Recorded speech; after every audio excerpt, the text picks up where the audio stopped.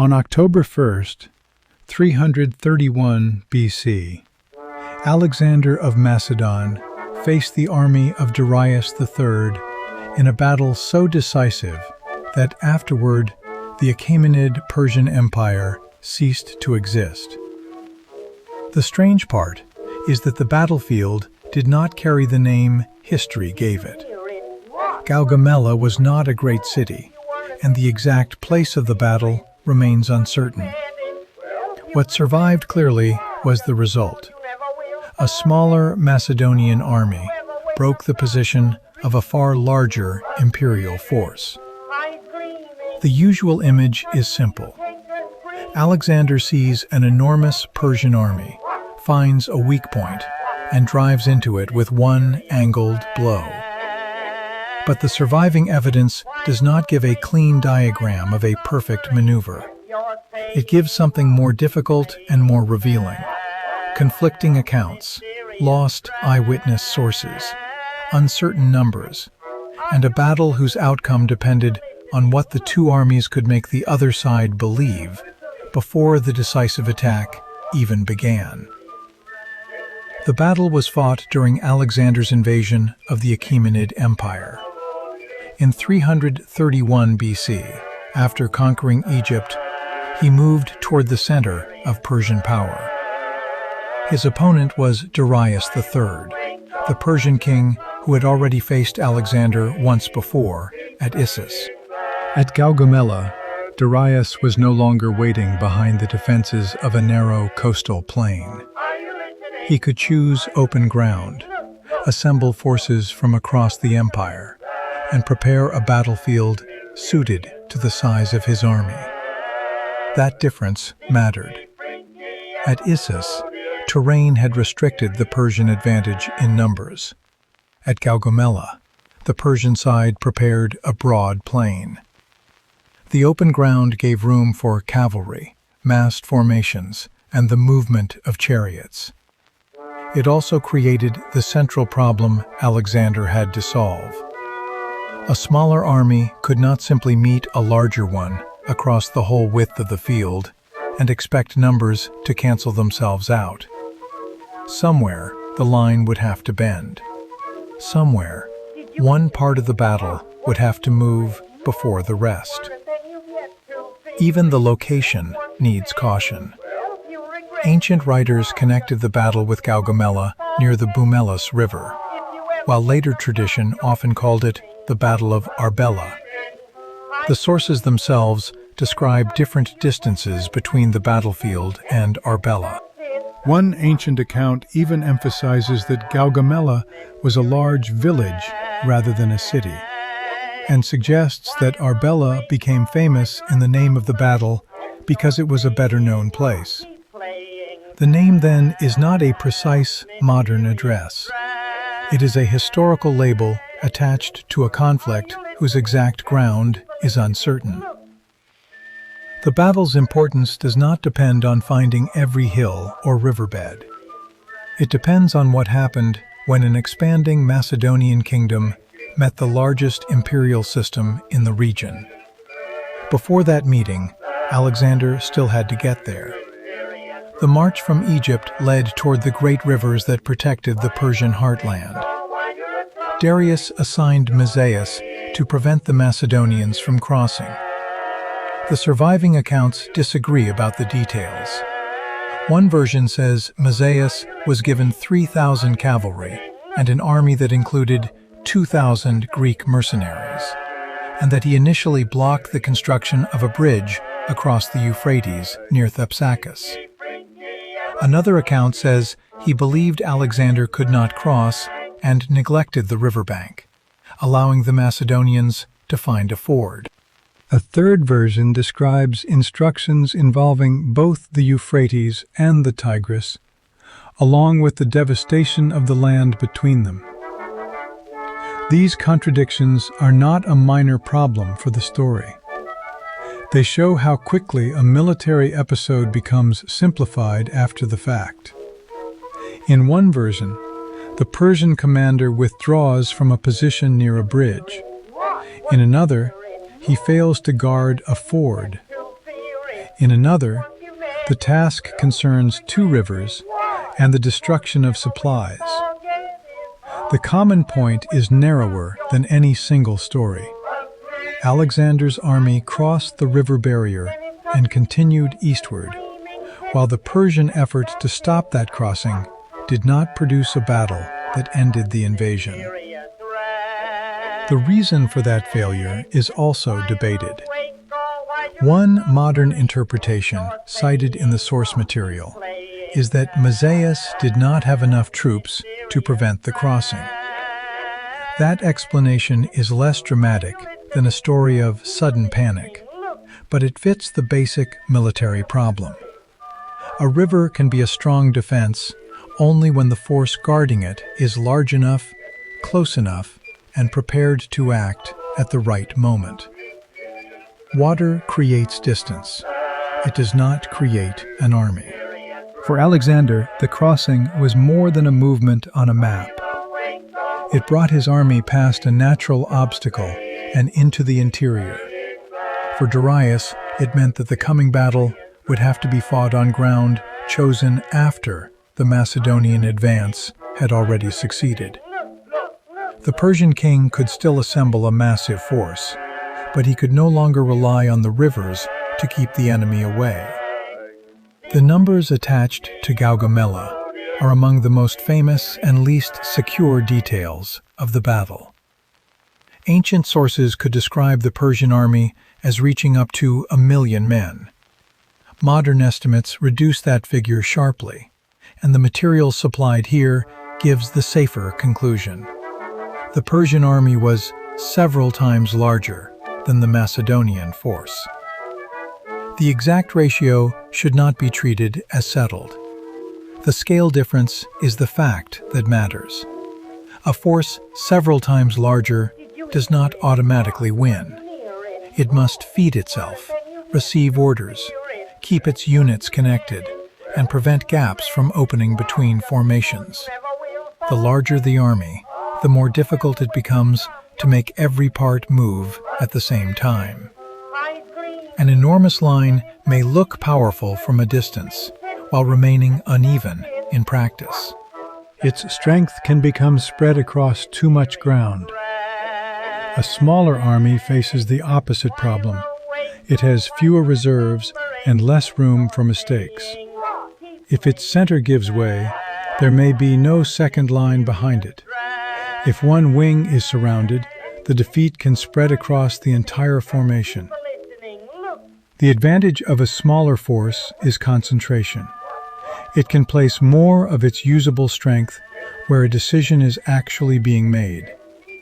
That is the setting behind the famous idea of Alexander's oblique attack. The phrase suggests a single diagonal movement, but a battlefield is not a drawing. Soldiers do not move as one shape. Cavalry, infantry, commanders, messengers, and frightened men act across different parts of the field. An angled advance can create opportunities, but it can also expose a flank and pull a formation away from support. The maneuver therefore had to solve two problems at once. Alexander needed to draw part of the Persian line toward him without allowing the whole army to surround his own. He also needed to create a moment when his troops could attack a critical point before the opposing army understood what that movement meant. That is where the battle's central contradiction appears. The Persian army's size gave it reach, but reach could become dispersion. Alexander's smaller force limited his options, but those limits encouraged concentration.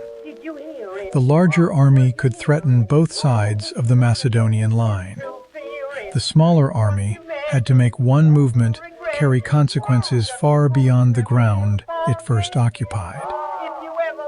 The sources do not preserve the original eyewitness narratives in their complete form. The memories associated with Ptolemy, Callisthenes, and Clitarchus were not transmitted intact. Later historians drew on different traditions, each emphasizing different details. As a result, the battle is described with considerable detail, but no surviving account can be treated as a complete and neutral recording of every movement. That uncertainty changes how the battle should be told. It does not erase the victory. It does limit the confidence with which every tactical explanation can be presented. The oblique strike is best understood as a way of describing the decisive pressure Alexander applied, not as proof that one perfectly timed geometric maneuver explains the entire battle. By the time the two armies met, the question was no longer whether Persia possessed more men. Everyone could see that it did. The question was whether a mass assembled from across an empire could turn its size into coordinated action before a smaller opponent found a local advantage. Darius had chosen the open ground. Alexander had crossed the rivers and brought his army into the imperial center. Between them lay a plain prepared for the confrontation, and on that plain, the first movements would matter before the main clash began. The Macedonian line could not advance blindly. It had to move in a way that protected itself while inviting the Persian army to react. The decisive attack would not begin with the whole army rushing forward. It would begin with position, with distance, alignment, and the controlled creation of a problem on one side of the field. Once that problem drew attention, Alexander would have to decide whether the opening was real, whether it could be reached in time, and whether the rest of his army could survive the pressure created elsewhere. The battle was about to become a contest between mass and timing. The larger army had the wider threat. The smaller army had to choose the moment. The first movement was therefore a test of reaction. Alexander's army advanced across ground selected by Darius. But the advance was not simply a march toward the nearest enemy. Its direction mattered. By moving obliquely, the Macedonian line could threaten one part of the Persian position while refusing to present its entire front at once. That forced Darius and his commanders to decide how much of their wider line should answer the movement. The purpose was not to make the Persian army disappear. A larger army could not be made smaller by a single gesture. Its advantage remained real as long as its units could support one another. The problem was coordination. If troops on one side moved forward while troops elsewhere held back, openings could appear between them. If commanders tried to close every opening at once, they risked sending men away from the point where the main attack would fall. This is the practical meaning of pressure on a battlefield. Pressure is not only the force of weapons against bodies. It is the demand placed on a commander who must respond before the full intention of the enemy is clear. Alexander's advance presented such a demand. It invited the Persian line to adjust, but every adjustment changed the distances between units and altered the conditions under which the rest of the army could act. The sources describe the Persian army as much larger than the Macedonian force. Some ancient accounts gave numbers reaching as high as 1,000,000 men, while modern historians regard the Persian army as several times larger than Alexander's. The exact total cannot be established from the surviving evidence. The difference in scale, however, is central to the battle's logic. Alexander could not match Persia across the entire width of the plain. He had to make the width itself difficult for Persia to use. A line spread across a broad field can threaten an opponent from more than one direction.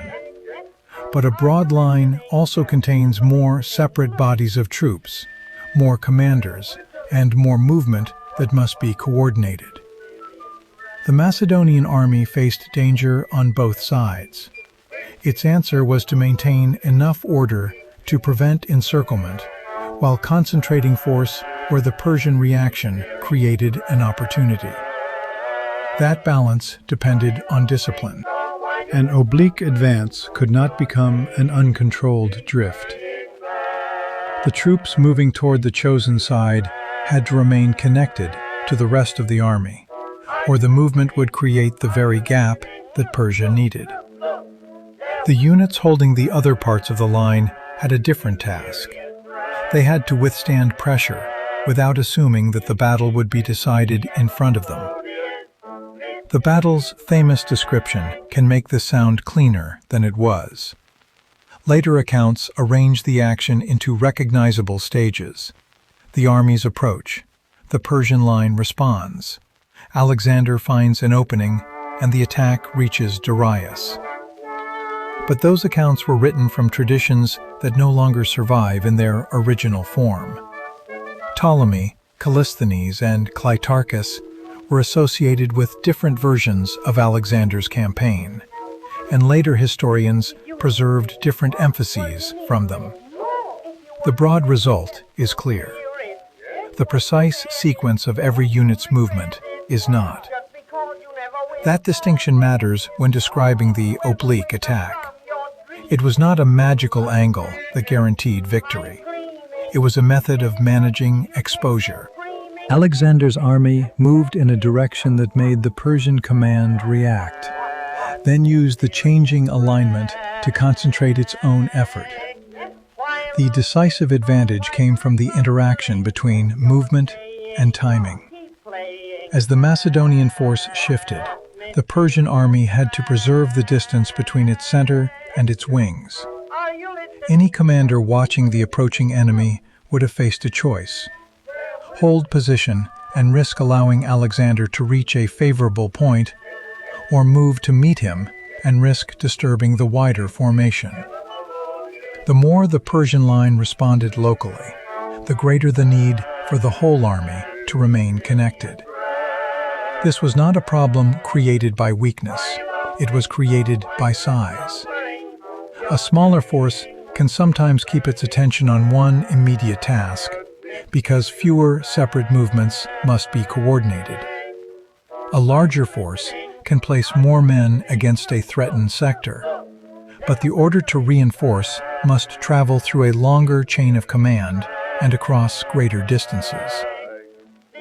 Before the age of modern communications, the battlefield depended on what commanders could see, what messengers could convey, and how reliably subordinate units interpreted an order.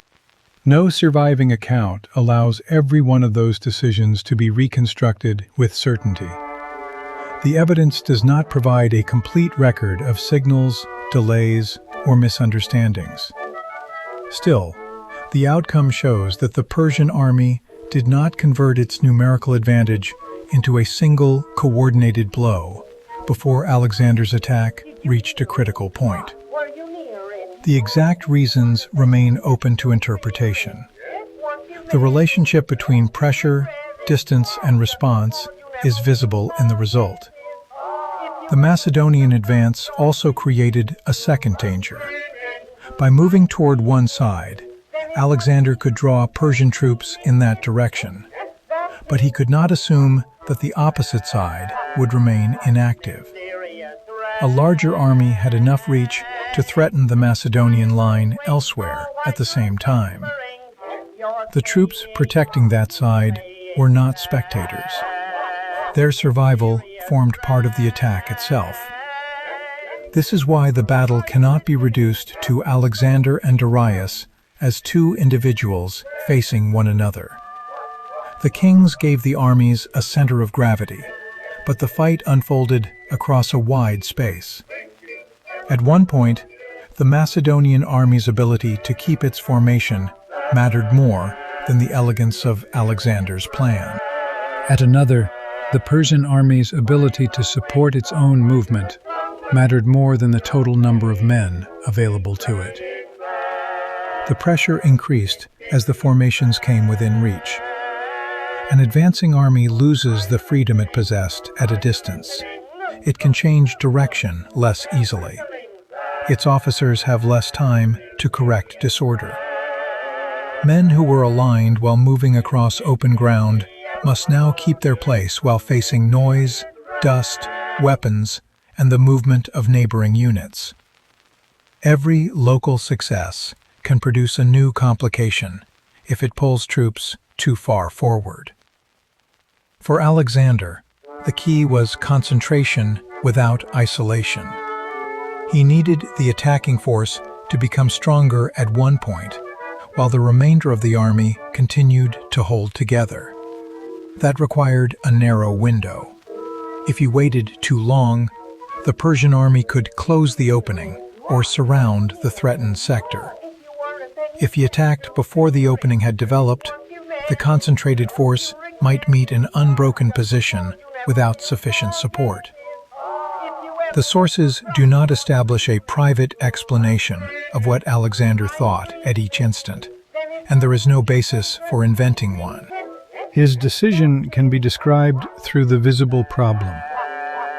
The Persian response had altered the battlefield. A portion of the line was under pressure, while other portions were still engaged in containing the Macedonian advance.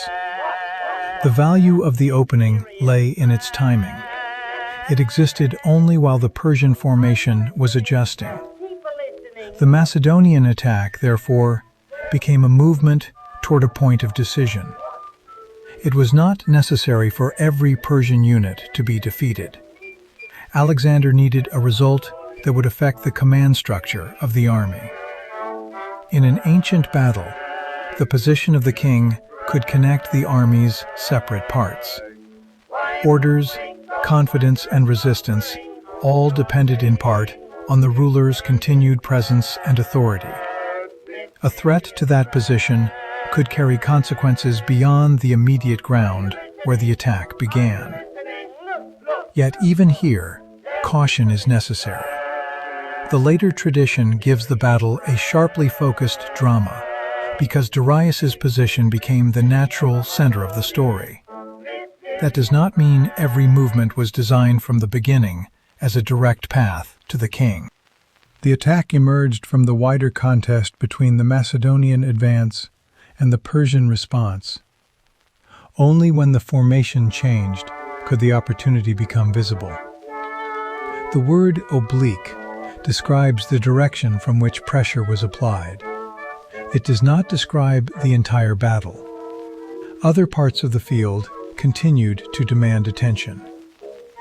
The Macedonian armies left and center had to remain connected to the attack. Persian forces still possessed the ability to press forward, turn, or exploit a gap. The decisive strike could not be separated from the work of the troops who prevented the rest of the line from collapsing. This is the point at which a numerical advantage can become a burden. A force that threatens everywhere may struggle to decide where to commit itself. A force that is threatened everywhere cannot afford to commit everyone to one place. Alexander's army operated under the second condition. Persia operated under the first. The battle's outcome depended on which army could transform its condition into action more quickly. The first clash did not settle that question immediately. Contact increased the cost of every movement. Units that had been adjusting their position now had to fight while adjusting. A gap was no longer an empty interval on the ground. It was an invitation for men and horses to pass through under attack. A formation that bent could still hold, but a formation that lost the ability to support its neighboring units could begin to fragment. The Macedonian attack pressed into that changing space.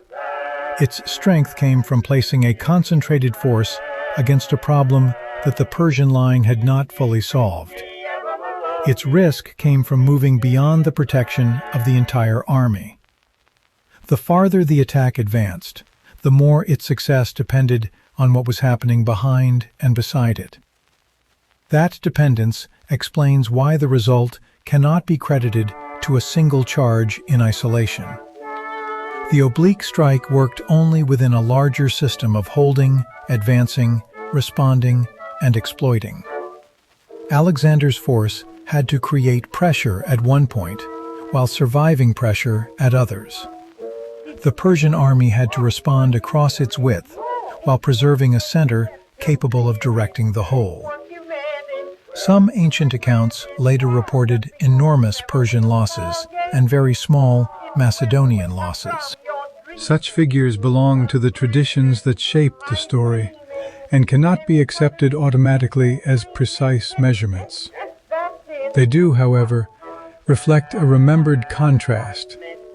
Once the Persian position began to fail, the difference between an orderly withdrawal and a rout became decisive. The battle was moving toward that threshold, but it had not yet passed it. For the moment, the crucial fact was simpler. Alexander had turned an approach into a question the Persian army had to answer. The army with greater numbers still held the field, but it was being required to use those numbers under conditions chosen by the smaller force. The diagonal movement had not won the battle. It had made the next decision more dangerous for Persia. Ahead lay the point where pressure on the line would become pressure on the king's position. Behind it, the Macedonian troops on the other sectors would face the consequences of Alexander's concentration.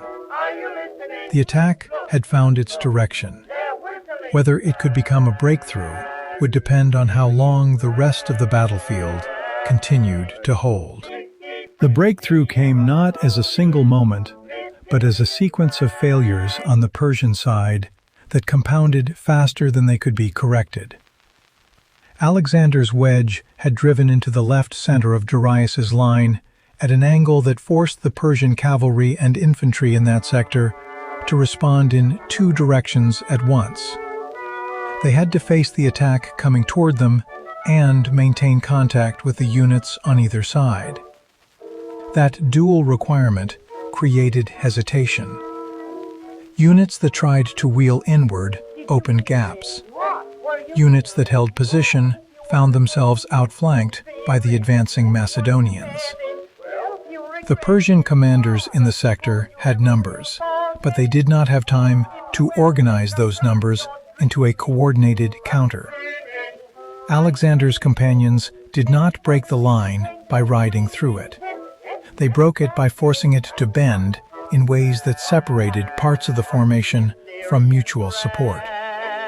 Once that separation occurred, the question became whether the Persian command could restore cohesion before the rupture widened. Darius was positioned behind the affected sector. He could see the disorder forming. He could also see Macedonian cavalry advancing in a direction that would eventually threaten his position. Ancient sources report that Darius ordered his central infantry forward to stabilize the line. But the movement came too late, or with insufficient force, to close the gap. Modern historians debate whether Darius gave that order at all, or whether later writers inserted it to explain what happened next. What the sources agree on is simpler. Darius left the battlefield. The royal chariot turned and withdrew from the center. Persian units that had been holding or advancing saw the movement and interpreted it as a signal. Some continued fighting, others began to pull back. The Macedonian pressure that had been concentrated on one sector now spread across the line as Persian cohesion eroded. Units that had been engaged found themselves without clear orders or neighboring formations to anchor their position. The withdrawal began to accelerate. Ancient accounts later described this as a rout, with Persian forces fleeing in panic and Macedonian troops pursuing them for miles. Those descriptions exaggerate the speed and completeness of the collapse. Parts of the Persian army, especially on the flanks, remained organized and fighting even after the center had broken.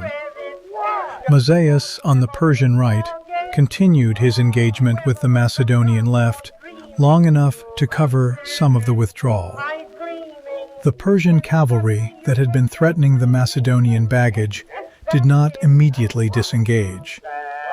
The collapse was uneven, but it was decisive. Once Darius left, the Persian army lost its ability to operate as a single force. Individual commanders could still fight, but they could not restore the coordinated defense that might have turned the Macedonian breakthrough into a containable problem. Alexander's pursuit of Darius became the next phase of the battle, though not the one he had planned.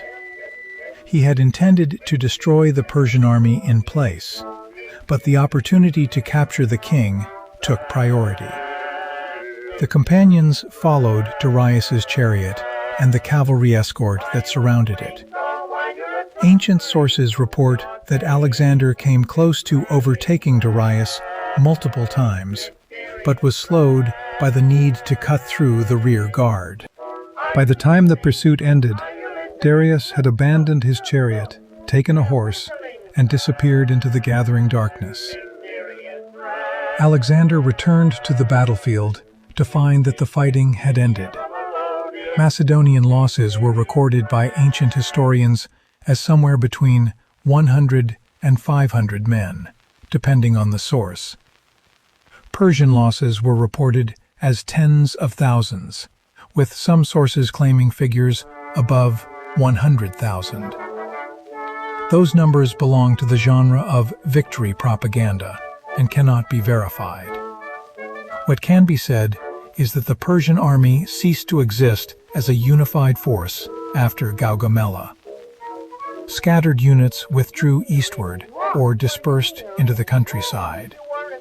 Mazaeus, who had commanded the right wing, later surrendered to Alexander and was appointed governor of Babylon. Darius fled toward the eastern satrapies, hoping to gather a new army, but he never regained control over the empire.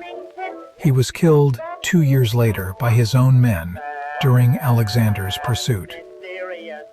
The Achaemenid Empire, which had ruled from the Mediterranean to Central Asia for more than 2 centuries, ended not with a formal surrender, but with the disintegration of its command structure.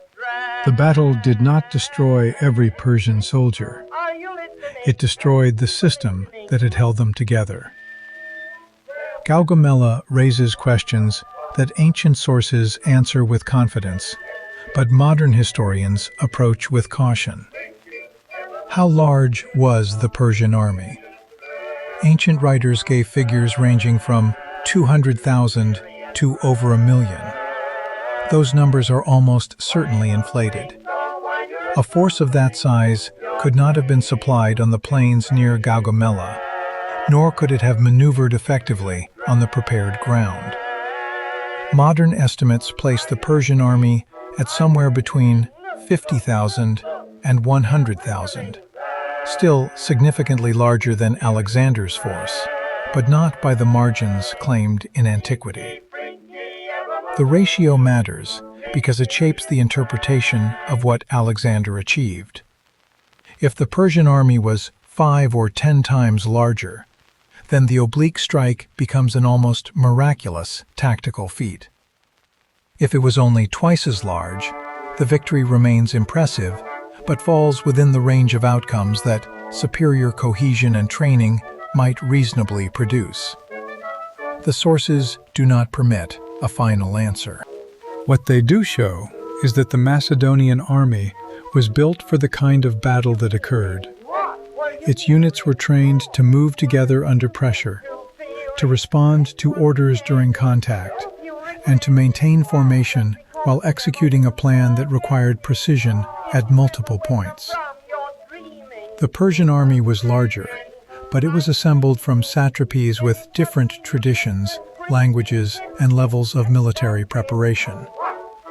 Coordination across such a force required time and clear communication. Alexander's approach denied both. The oblique strike worked because it matched the structure of the Macedonian army to a problem the Persian army could not solve quickly. That match was not accidental. Alexander had trained his troops for years, fought multiple campaigns with them, and tested their discipline under conditions that resembled Gaugamela. The battle was not an improvisation. It was the application of a method that had been developed through experience. The ancient sources that glorified Alexander as a military genius were not entirely wrong. But genius in this context meant the ability to recognize what his army could do, what the terrain allowed, and where the Persian formation was vulnerable. It meant choosing a plan that aligned those factors and executing it without hesitation. The result was not inevitable. A different Persian response, a faster commitment of reserves, or an earlier recognition of the threat might have contained the breakthrough. But Alexander had created a situation where the Persian command would have to make multiple correct decisions under pressure, and his own army would only have to continue doing what it had practiced. The advantage lay not in numbers, but in the speed at which one side could turn intent into action. After Gaugamela, Alexander controlled Babylon, Susa, and eventually Persepolis. He ruled the former Achaemenid territories not as a conqueror holding foreign ground, but as the successor to the Persian throne.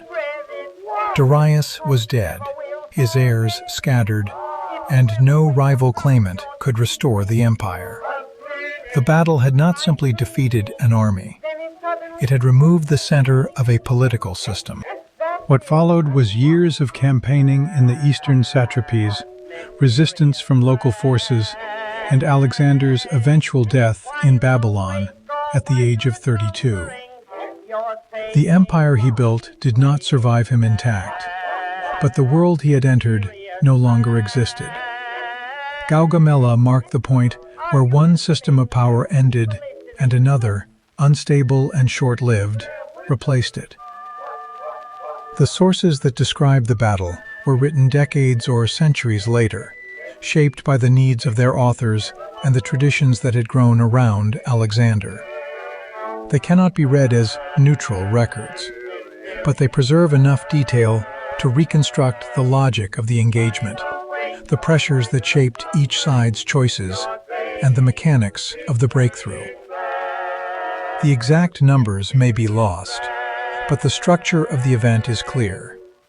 A smaller, more cohesive force used terrain, movement, and disciplined execution to overcome a larger army that could not coordinate its response in time. The oblique strike was the method. The collapse of Persian command was the result. The end of the Achaemenid Empire was the consequence. Gaugamela did not change history because of what Alexander wanted. It changed history because of what he made happen on a prepared field in northern Mesopotamia on the first day of October, 331 years before the Common Era.